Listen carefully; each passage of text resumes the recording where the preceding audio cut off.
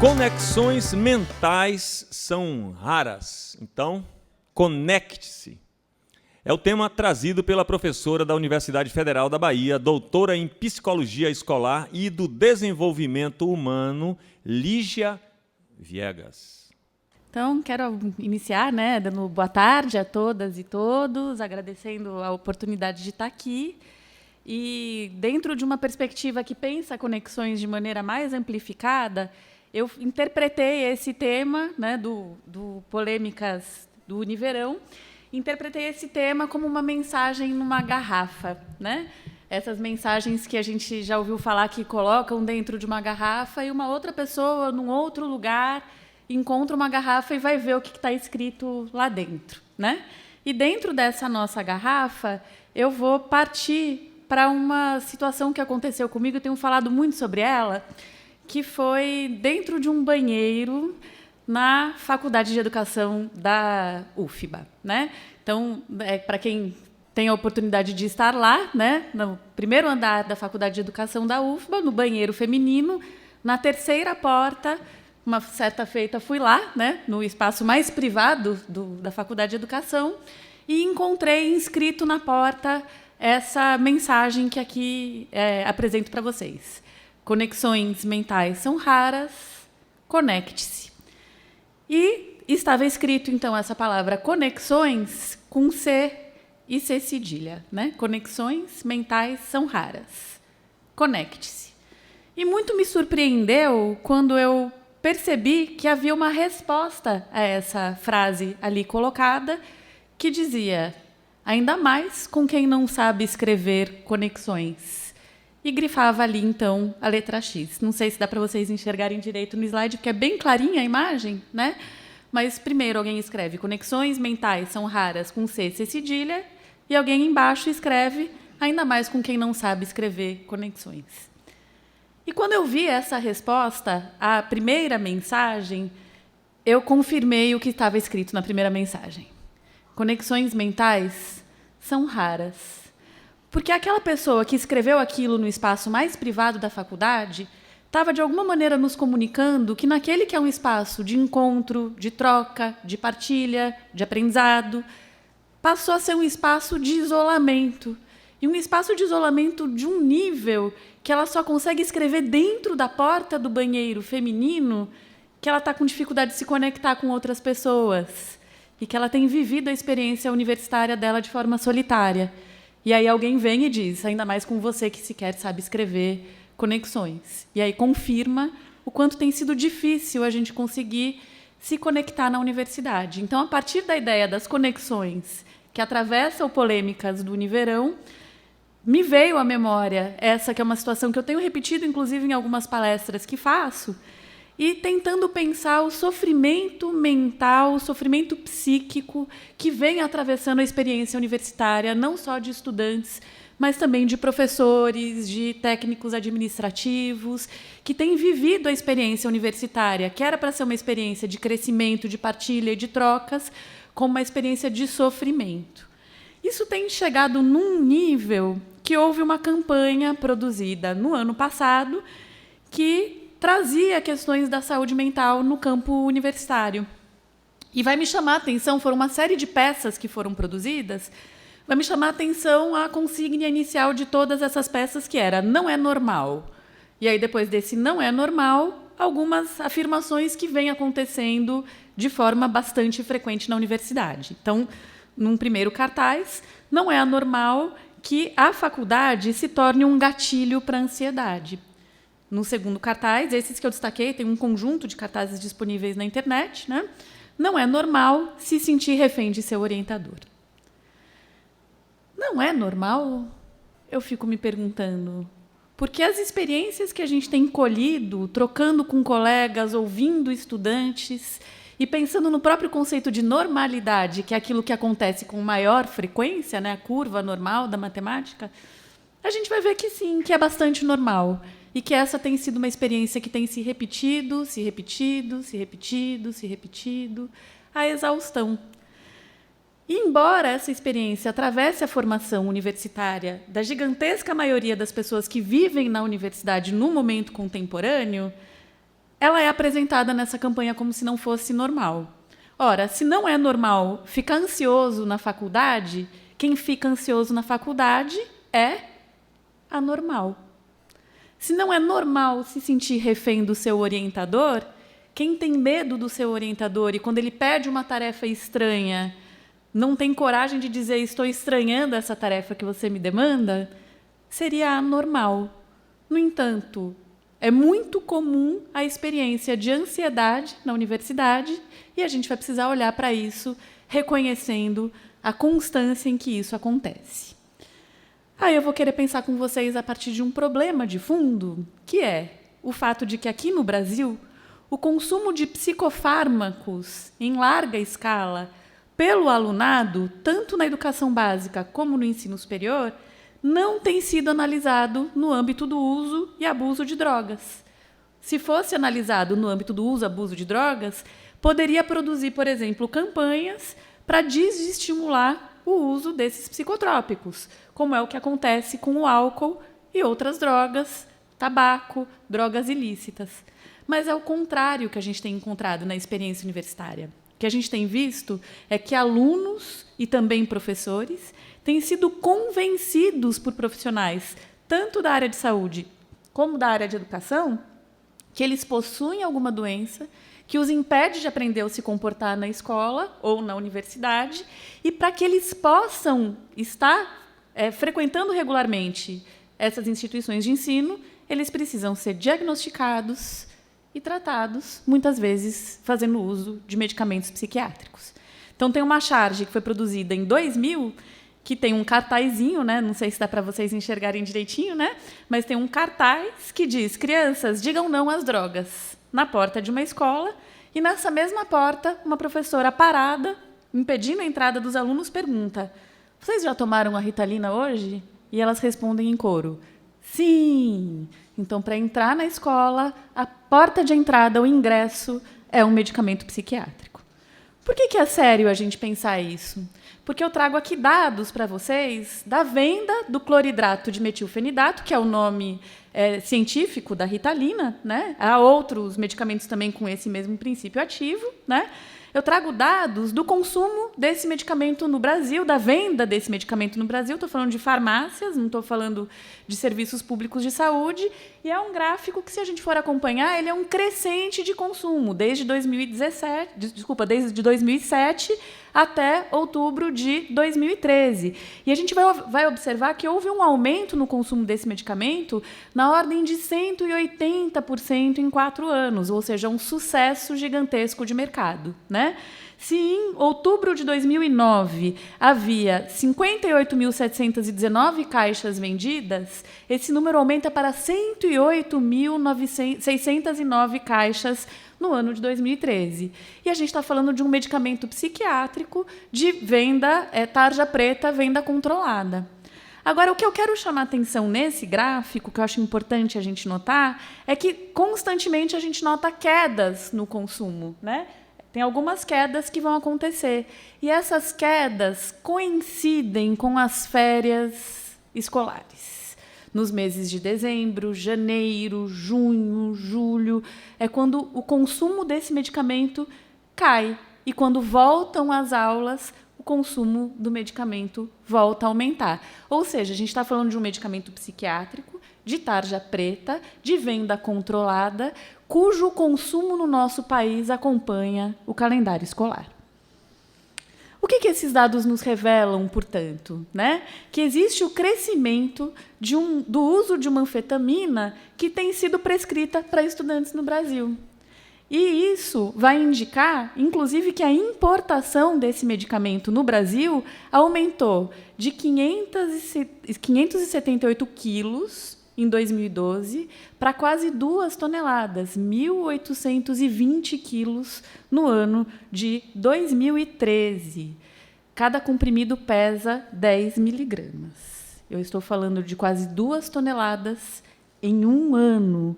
E a pergunta que nos é importante fazer, né, numa sala de aula em que está todo mundo comprimido, não só pelo uso do medicamento, mas pela dinâmica de funcionamento da universidade, quais são os cenários em que crianças e jovens são prescritos com anfetaminas para prender. Aí a gente vai entrar num tema que me é muito caro, o qual eu tenho pesquisado já há alguns anos, que é o processo de medicalização da vida. Entendendo que medicalização é um conceito polissêmico. Por quê? Porque existem vários autores que vão definir esse conceito a partir de diferentes perspectivas. Alguns autores vão entender que medicalização é o uso abusivo de medicamentos. Eu entendo de uma forma um pouco mais amplificada. Então, vou entender que quem faz uso abusivo de medicamentos está dentro de um processo de medicalização, mas que existem processos de medicalização que não são amarrados ao uso de medicamento, mas que são amarrados a uma forma de compreender a vida humana que vai anular a complexidade dessa vida e vai reduzir tudo aquilo que diz respeito ao humano a características orgânicas e biológicas. Então, se eu, por exemplo, tiro uma nota ruim numa disciplina muito importante e vou embora para casa chorando, chamar isso de ansiedade é jogar no corpo do indivíduo que foi mal avaliado a consequência de um processo que envolve professor, envolve calendário acadêmico, envolve uma série de outros elementos que também precisam ser levados em consideração. E acho que é importante a gente pensar isso porque, atualmente, por exemplo, quase ninguém mais usa a expressão tristeza. Então, quando a gente está triste, a gente usa uma outra expressão. Tristeza é um sentimento humano. A gente tem substituído esse sentimento humano por uma categoria da psiquiatria, que é a depressão. Se eu deixo de falar estou triste e passo a falar estou deprimido, eu estou tirando da vida algo que é próprio dela, o sentimento da tristeza difícil e importante, e transformando a tristeza numa característica psiquiátrica que precisa, portanto, não de escuta e de elaboração, mas de tratamento, muitas vezes medicamentoso. E o Brasil também é campeão do consumo de Rivotril. Por que cresce a medicalização na sociedade em que a gente vive? Porque existe um processo que vem cada vez mais acentuando a biologização da vida. A gente reduz tudo da vida a características orgânicas, físicas, e desconsidera que existem vários outros elementos que precisam ser levados em consideração. E esse processo de biologizar a vida, ele muitas vezes serve de instrumento para que os preconceitos sociais sejam transformados numa ciência neutra e objetiva. Então, por exemplo, todos os processos que a gente encontra de criminalização dos pobres vêm articulado a uma ideia de que o pobre é menos capaz organicamente e, por isso, ele se envolve em criminalidade, por isso ele não consegue se desempenhar bem nos processos de escolarização e por aí vai. Além disso, a gente tem acreditado muito na ciência, e isso é um elemento importante para a gente pensar. Então, a gente vai num médico e ele diz, você tem isso, tome aquilo. A gente diz, tenho isso, tomo aquilo. E a gente tem perguntado pouco para a ciência de onde ela fundamenta as suas ideias. Sendo que essa ideia de fé na ciência deveria ser uma contradição em termos, porque a ciência ela é, por princípio, desconfiada. E aí que a gente tem lidado com nossas relações de saúde a partir de um consumo também. Então, a gente olha para os tratamentos, para os diagnósticos, como sendo objetos de consumo. E aí que a gente vai encontrar, por exemplo, nas redes sociais, esse homem comprimido de novo, com a afirmação de que a indústria farmacêutica ela não cria cura, ela cria consumidores. E isso vai realmente se revelar a partir da estrutura dos manuais de análise dos transtornos psiquiátricos no contemporâneo, que é essa tabelinha aqui, que vai crescendo conforme as edições vão mudando. Então, numa primeira edição do DSM, a gente tinha menos de 200 categorias diagnósticas e esse número explode para mais de 400 na última edição, que vai considerar, por exemplo, a timidez um transtorno psiquiátrico, e vai considerar também o luto depois de 2 semanas como um transtorno psiquiátrico. Quem consegue superar a dor da perda de uma pessoa querida em 2 semanas talvez devesse mais a nossa atenção do que quem sofre essa perda de forma prolongada. Aí temos aí também a presença da indústria farmacêutica, né? Então a gente brinca um pouco com essa ideia. Você tem um minuto para ouvir a palavra da indústria farmacêutica, porque a indústria farmacêutica tem convencido também os profissionais da área de saúde que eles precisam medicar em larga escala para que eles ganhem alguns benefícios nesse processo, né? E aí que os medicamentos psiquiátricos estão acompanhando a família inteira, né? A criança pequena faz uso de Ritalina, a jovem vai fazer uso de Rivotril, o pai toma uma dose de uísque, o pequenininho vai fazer uso de outros medicamentos que não estou conseguindo enxergar, e até para o cachorrinho já temos Prozac, né? Então eu deixo meu cachorrinho em casa sozinho o dia inteiro, ele chora, chora, chora. Ao invés de eu pensar, que dinâmica é essa que o cachorro fica só o dia inteiro, né? Dá um Prozaczinho, ele dorme, quando chega em casa, tá tudo bem. Então a família toda sendo tratada. Então, para ir pensando um fechamento com vocês, a gente faz uma paráfrase, né, no Fórum sobre Medicalização da Educação e da Sociedade, uma paráfrase de uma poesia do Arnaldo Antunes, que ele vai dizer que as cores não são os nomes das cores, as cores são a vida das cores, né? E a gente vai brincar, então, que o diagnóstico das pessoas não são as pessoas. As pessoas são Pedro, Paulo, Maria, Vanderlei. As pessoas não são hiperativo, neurótico, delinquente, violenta. As pessoas são André, Márcia, Márcio. As pessoas não são disléxico, autista, deprimido, maníaco. As pessoas são os diagnósticos? Não. Então, é o Fórum sobre Medicalização da Educação e da Sociedade. Aqui pega um closezinho aqui, né, para pegar o nosso site, medicalização.org.br.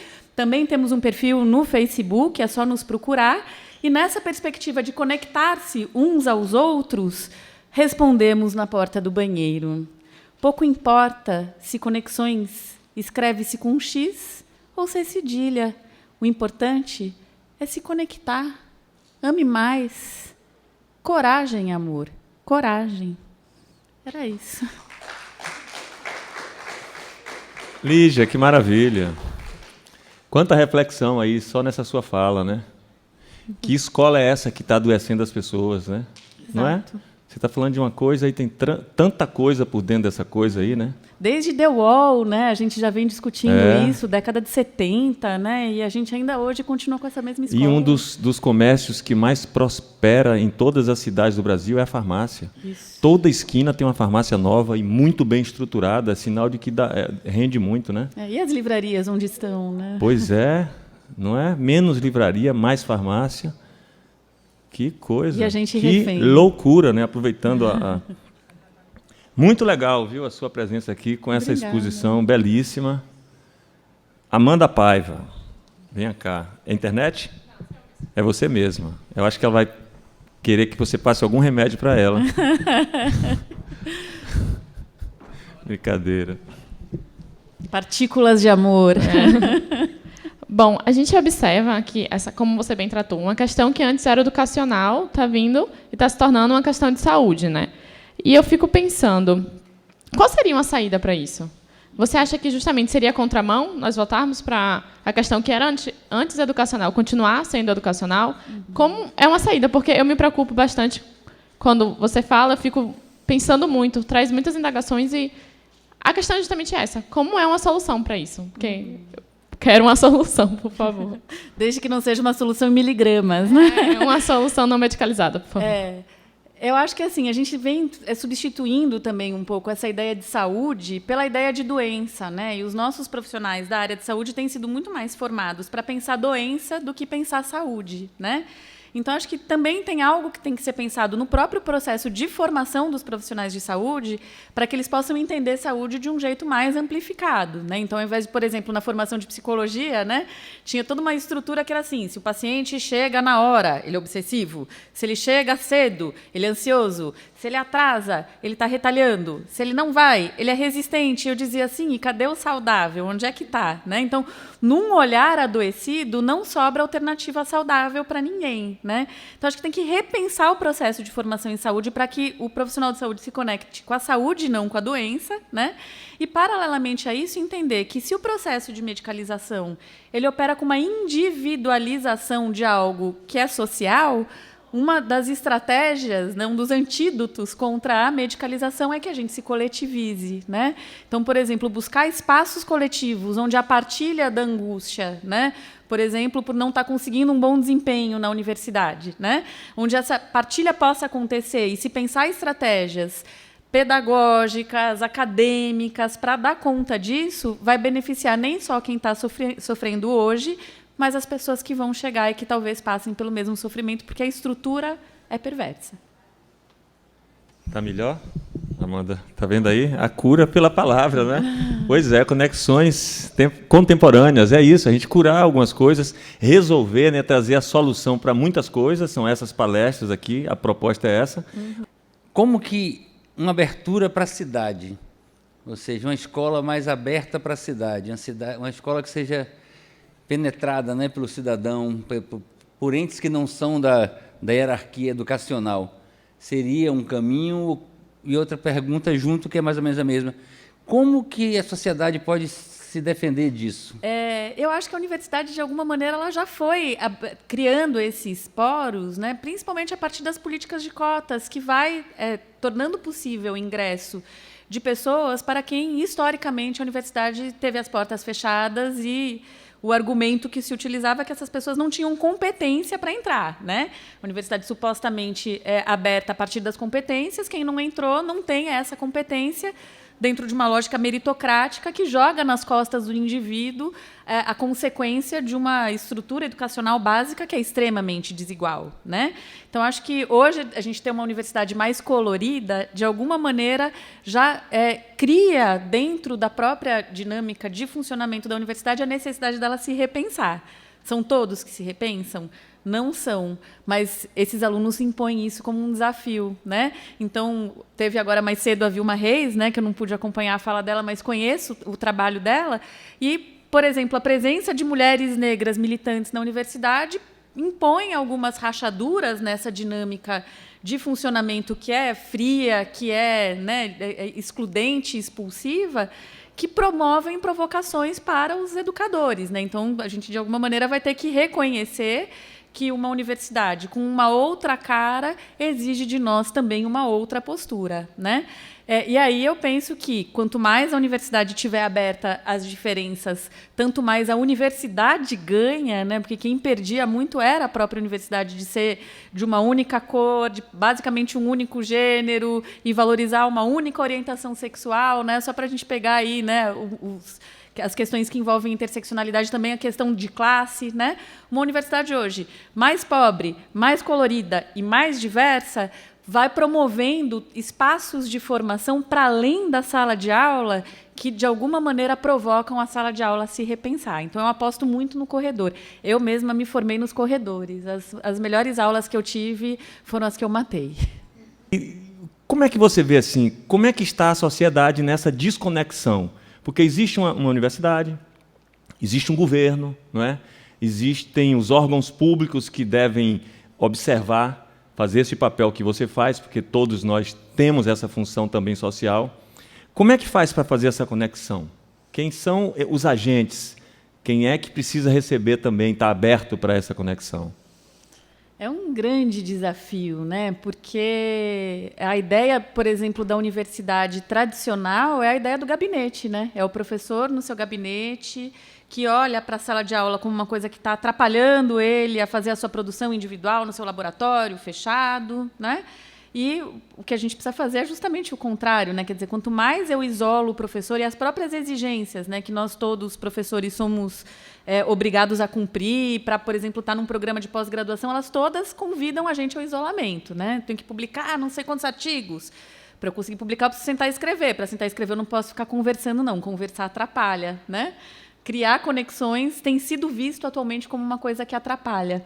Então, acho que tem que fazer esse movimento contrário mesmo, que é um movimento de resistência, que é contra a corrente. O tempo todo a gente está, né, criando espaços de ruptura com essas cobranças, exigências e isolamentos e tentando promover trocas e parcerias. Eu acho que, por exemplo, o que o Nelson Preto faz no Polêmicas Contemporâneas caminha muito nessa direção, né? Convida muitos colegas, amarra as pessoas, traz para perto uma disciplina que é para vários cursos diferentes. Ela, ali promove um encontro de diversidade. Hoje, no almoço, a gente estava vendo isso, né? Uma mesa diversa, de experiências diversas, que faz com que a gente entenda que as nossas vidas são extremamente complexas, que a formação tem pontos em comum, mas tem singularidades que precisam ser reconhecidas, né? Então, acho que o grande desafio que a gente enfrenta hoje é fazer a contramão, né? É estar na contramão disso que nos exigem tanto, né? E por isso que esse último slide do coragem, amor, coragem, eu gosto dele, né?